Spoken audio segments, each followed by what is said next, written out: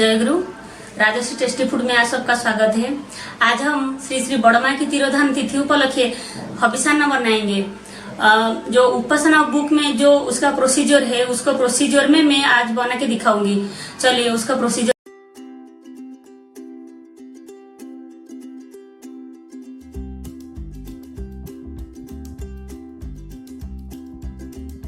हविषान्न बनाने के लिए पहले जो इंग्रेडिएंट्स है उसको देख लेते हैं, उसके बाद उसका डिटेल्स मैं आपको बताऊंगी। हविषान्न बनाने के लिए पहले हम चावल बनाएंगे। इसके लिए मैं चावल को धो के ले लिया हूँ। उसके बाद कच्चा केला को बॉईल करेंगे। एक कच्चा केला को मैं काट करके ले लिया हूँ। मूंग का दाल बनाएंगे, उसको मैं धो के भी ले लिया हूँ।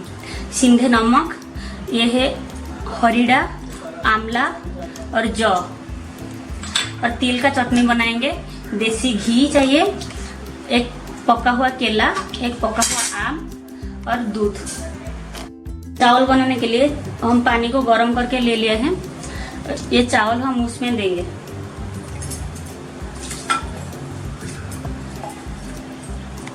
अभी हम मूंग दाल बनाएंगे। दाल बनाने के लिए मूंग दाल को हम कुकर में देंगे, उसके ऊपर पानी देंगे।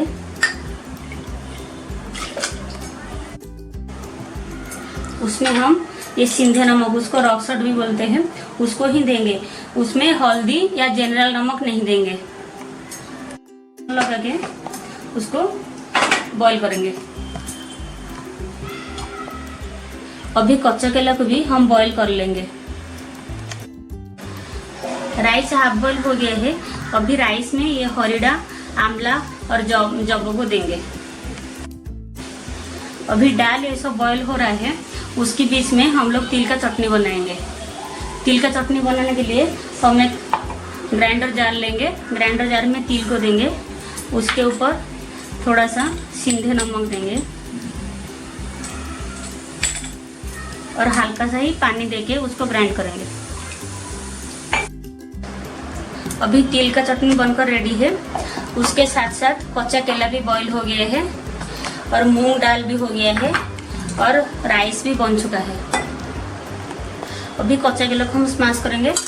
उसके ऊपर थोड़ा सा सिंधे नमक ही देंगे। वो गरम है इसलिए मैं स्पून में उसको स्मैश करता हूँ। उसमें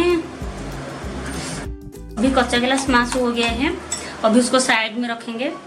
दाल में यह देसी घी है, थोड़ा सा देंगे और जरूरत है तो चावल में थोड़ा सा घी देंगे।